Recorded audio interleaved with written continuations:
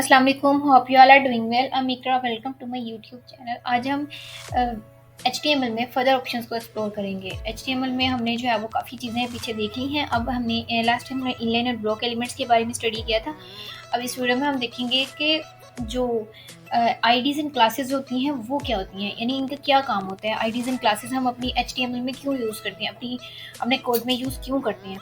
तो उसके लिए हम एक न्यू फाइल बनाते हैं। ठीक है, यहाँ से मैं एक इंडेक्स 34.html के नाम से एक मैं न्यू फाइल बनाती हूँ।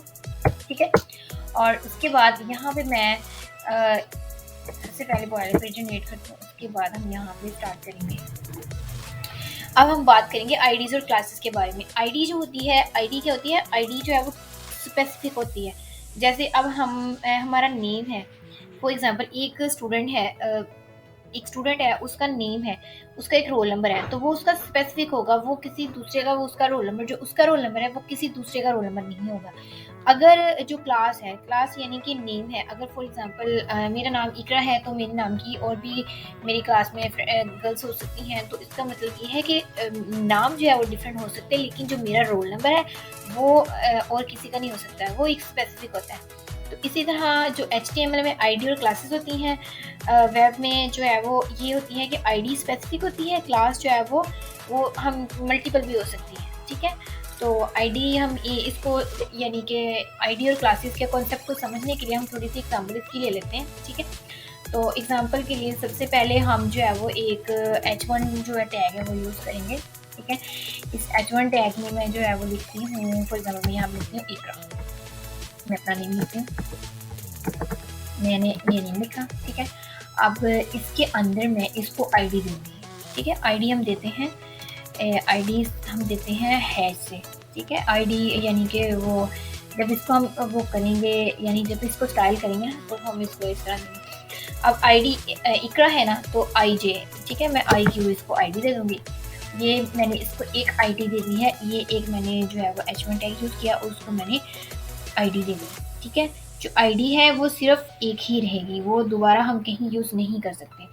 उसके बाद जो क्लास होती है वो हम यूज़ कर सकते हैं। अब फॉर एग्जांपल एक मैं H2 टैग यूज़ करती हूँ, यहाँ पे H2 मैंने टैग यहाँ पे यूज़ किया और इसके अंदर मैंने लिख दिया कुछ भी, मैं यहाँ पे नेम लिख देती हूँ, लाइक किसी का भी नेम लिख सकती हूँ, लाइक मैंने यहाँ पे लिख दिया हिना।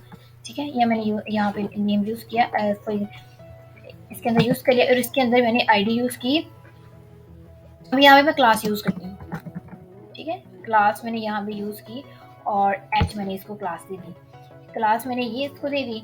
ठीक है, और यही क्लास अब मैं किसी और को भी दे सकती हूँ। फॉर एग्जांपल मैं यहाँ पे एक H3 के नाम से एक और जो है वो H2 के नाम से एक और टैग बना लेती हूँ। ठीक है, यहाँ पे मैं यहाँ पे लिखती हूँ फिजा।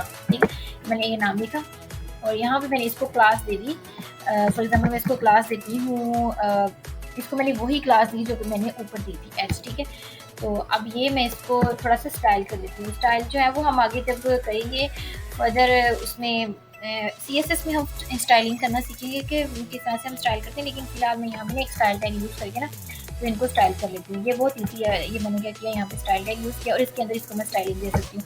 अब मैंने आईडी को स्टाइल करना है ना, फॉर एग्जांपल मैंने जो है वो आईडी जो मैंने अपनी IQ के नाम से आईडी लिखी है, तो मैंने उसको जब करना है तो उसके लिए मैं यहाँ पे हैश लिखूँगी। ठीक है, हैश लिखने के बाद यहाँ पे मैं ऐसे उसके अंदर, सॉरी यहाँ पे ये वाली ब्रैकेट्स नहीं यूज़ होनी,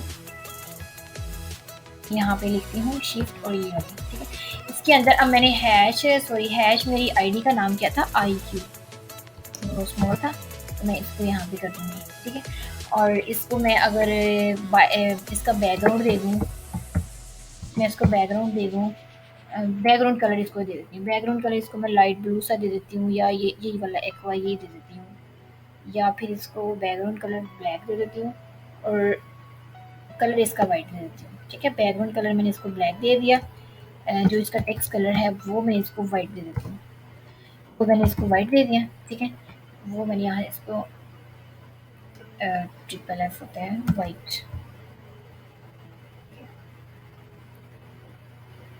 या फिर मैं यहाँ से कोई भी कलर सेलेक्ट करके इसको दे सकती हूँ। कलर मैं इसको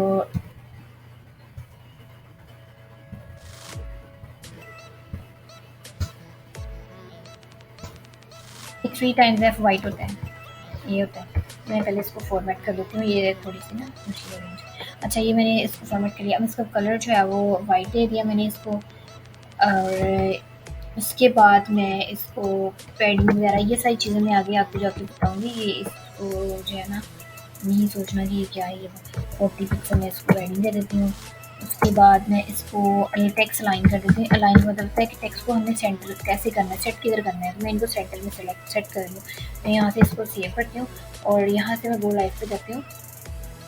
मैं देखती हूँ कि ये आईडी जो IQ की आईडी थी उस पर ये वाली जो हमने CSS अप्लाई की है वो होगी कि नहीं होगी। तो ये ब्लैक है, टेक्स्ट उसको हमने दिया है वाइट, आई थिंक वो दे नहीं हुआ। दोबारा इसको दे देते हैं कलर में इसको। अगर मैं इसको करती हूँ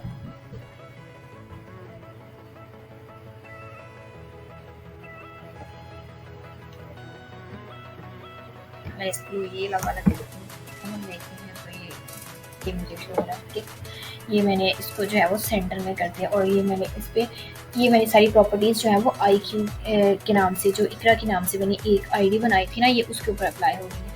उसके बाद हम नेक्स्ट जो है वो हम क्लास जो है, ये इन दोनों की क्लास तो एक ही है, एच। ठीक है, तो क्लास को हम जब करते हैं ना, उसको ऐसे .h लिखते हैं। ठीक है, उसके बाद हम यहाँ से इसको ऐसे करके इसके अंदर हम स्टाइलिंग करेंगे। तो उसके बाद हम स्टाइलिंग करने के लिए उसका बैकग्राउंड कलर हम उसको दे देते हैं। बैकग्राउंड कलर में उसको दे देती हूँ, बैकग्राउंड कलर इसमें से मैं उसको कोई दे देती हूँ, ये एक्वा दे देती हूँ। बैकग्राउंड कलर उसका एक्वा दे देती हूँ और कलर उसको ब्लैक दे देती हूँ। टेक्स्ट कलर जो होता है, टेक्स्ट कलर जो है वो उसको मैंने ब्लैक दे दिया। मैं यहाँ से इसको ब्लैक कलर दे देती हूँ। उसके बाद मैं इसके में भी पैडिंग 10 पिक्सल कर देती हूँ। पैडिंग जो होती है ना वो अंदर को जो हम इसको करते हैं सेट, पैडिंग इसको मैंने 10 पिक्सल दी। ये आपने इस चीज़ को इतना इतना नहीं करना है। जब हम आगे मैं फर्दर उन ऑप्शंस को एक्सप्लोर करूँगी तो आपको समझ आ जाएगी ये पैडिंग मार्जिन ये सारी चीज़ें क्या होगी। अब मैंने ये .h पे ये क्लास अप्लाई की है। ठीक है, ये .h क्लास पे ये मैंने प्रॉपर्टी अप्लाई की है। अब मैं इसको सेव करती हूँ और मैं आपको दिखाती हूँ ये क्या हुआ कि ये जो है ये मैंने एक अपने नाम से जो है वो एक मैंने आईडी बनाई। तो वो किस पे हुआ, वो इस जो जिस आईडी को मैंने किया था वो उस पे अप्लाई हो गई वो प्रॉपर्टी।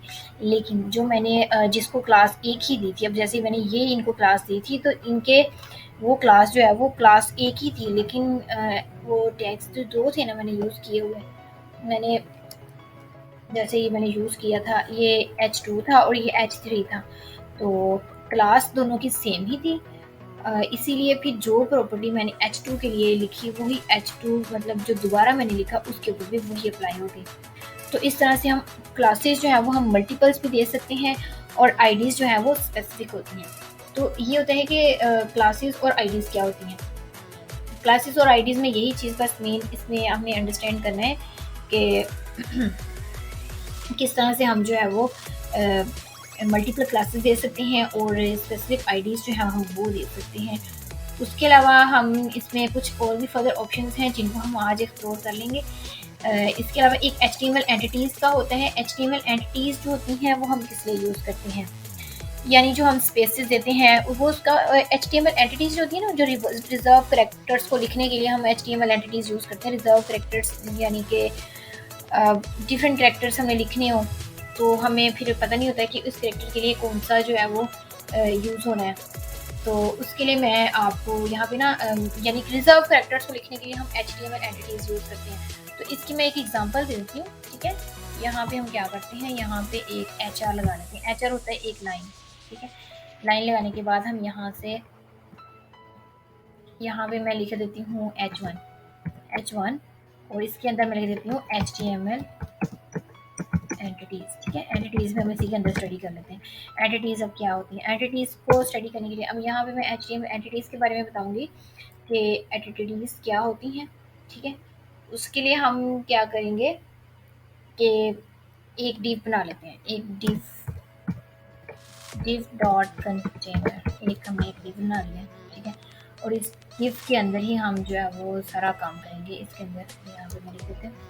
अब मुझे ना मैंने अब एंटिटीज़ अप्लाई करनी है तो उसके लिए मुझे अब काफ़ी सारी चाहिए पैराग्राफ्स। तो मैं क्या करूँगी, मुझे ना P चाहिए।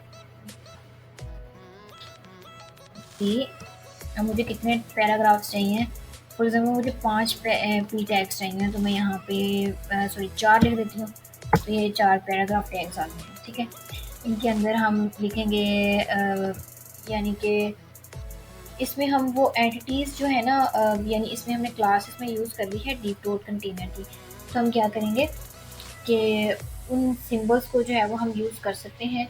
वो हम किस तरह से कर सकते हैं वो मैं आपको बता देती हूँ। फॉर एग्ज़ाम्पल अगर हमने जो है इनके कोड्स होते हैं, फॉर एग्ज़ाम्पल मैं यहाँ पे लिखती हूँ this is a paragraph, this is a paragraph,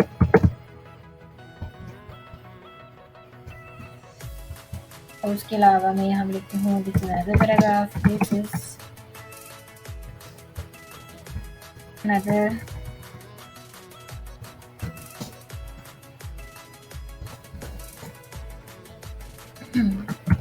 paragraph. ये मैंने टैग यूज़ कर लिया, उसके अलावा इसके अलावा मैंने इसमें और कर देती हूँ another character is this another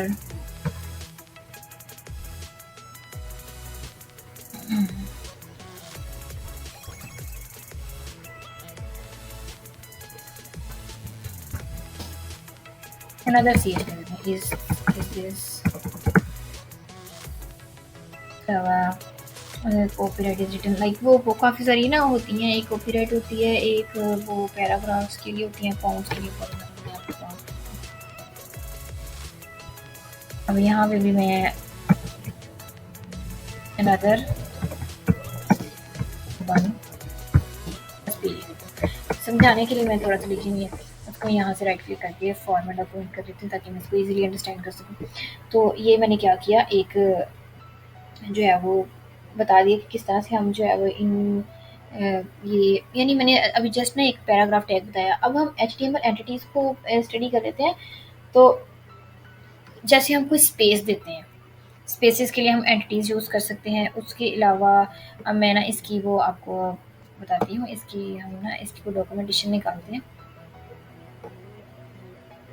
HTML entities के बारे में मैं आपको बताती हूँ। इसके बारे में अगर आपको कहीं से भी किसी भी पॉइंट की समझ ना आए ना, तो आप क्या करें, उसको सर्च कर लिया करें। HTML एंटिटीज़ रेफरेंस, ये रेफरेंस चार्ट है, तो ये सारा मैंने इसको किया हुआ है। इनकी ना डिफरेंट कैरेक्टर्स होती हैं, वो हम यूज़ कर सकते हैं अपनी वेबसाइट में। अब मैं जो है वो इनके लिए कैरेक्टर कोड्स होते हैं जो हम इनके लिए यूज़ कर सकते हैं। लाइक मैंने यहाँ से कोई भी कैरेक्टर उठाना है, इसके लिए मुझे यूज़ करते हैं फॉर्मेट कंट्रोल के लिए, और मैंने की लगाना है, तो मैं इसको यहाँ से कॉपी करूँगी, यहाँ पे इसको पेस्ट करके यहाँ पे इसको लिखूँगी। तो मैं यहाँ से इसको ऐसे सेव करूँगी ना, तो दिस इज़ अ पैराग्राफ के आगे वो जो ये जो एक्सक्लेमेशन मार्क्स है ना, ये आ जाएगा। मैं इसको अभी आपको दिखा देती हूँ, ये आ गया ना इसके आगे, ठीक है ये। उसके अलावा हम डिफरेंट जो है वो यूज़ कर सकते हैं एंटिटीज़, लाइक अब ये मैं यहाँ पे मैं ये डिफरेंट जो सिंबल्स होती हैं ना, उन सिंबल्स को यूज़ करने के लिए हम HTML एंटिटीज़ को यूज़ करते हैं। फॉर एग्ज़ाम्पल मैं यहाँ से कौन सा लूँ, कोई भी ले सकते हैं हम, आपको जौन सा सही लगे, जौन सा आपको चाहिए, जौन सा आपको रिक्वायर्ड है। जब हम वेबसाइट बनाते हैं तो हमें डिफरेंट टाइप की जो है वो एंटिटीज़ रिक्वायर्ड होती हैं। जैसे मैं इसको कॉपी यहाँ से करती हूँ, उसका कोड मैंने कॉपी किया जस्ट यहाँ से, और कॉपी करके अब ये जो अनदर पैराग्राफ है ना, दिस इज़ अनदर पैराग्राफ, यहाँ पे इसको पेस्ट कर देते हैं, तो ये इसके आगे ही लग जाएगा। इसका स्टार्ट में भी लगा सकते हैं, आप लगा सकते हैं, यहाँ पे डिपेंड करता है। तो मैं इसको यहाँ पे आपको दिखा देती हूँ, ये उसके आगे वो ई लग गया, ठीक है। ये इस तरह हम सिंबल्स, डिफरेंट सिंबल्स यूज़ कर सकते हैं। वो हम क्या करें, ये हमें चार्ट जो है वो कहीं से भी चार्ट हमें मिल जाता है। हमें क्या करना होता है, इन चार्ट से जस्ट उनको कॉपी करके उनको हमने वहाँ पे लिखना होता है। जैसे ये अब है, अब जैसे ये मुझे ये चाहिए, मैं इसको कोड यहाँ से कॉपी करूँगी, कॉपी करके तो मेरा ये एक पैराग्राफ है, इस पैराग्राफ के पास मैं इसको पेस्ट कर दूँगी और इसको सेव करती हूँ। जैसे मैं सेव करूँगी तो ये जो है वो, ये मैंने जो अभी सिंबल लिखा, ये वाला सिंबल, ये इसको थोड़ा जूम करके दिखा देती हूँ, ये हमारा सिंबल है। ये भी एक HTML एंटिटी है, ये भी एंटिटी है, ये मैंने जो यूज़ की ये भी एंटिटी है, और ये इसके अंदर भी मैं कोई एंटिटी यूज़ कर सकती हूँ। तो ये होती हैं HTML एंटिटीज़ की। HTML एंटिटीज़ को हम किस तरह से यूज़ करते हैं, इनका पर्पज़ क्या होता है। तो जब हम वेबसाइट बनाते हैं हमें डिफरेंट सिंबल्स की ज़रूरत पड़ती है, तो उन सिंबल्स को लिखने के लिए फिर हम लोग जो है वो एचटीएमएल एंटिटीज़ जो है उनको यूज़ करते हैं। इस वीडियो में किसी भी टॉपिक की कहीं से कोई भी समझ ना आई हो तो आप लोग मुझसे कमेंट में पूछ सकते हैं। Thank you.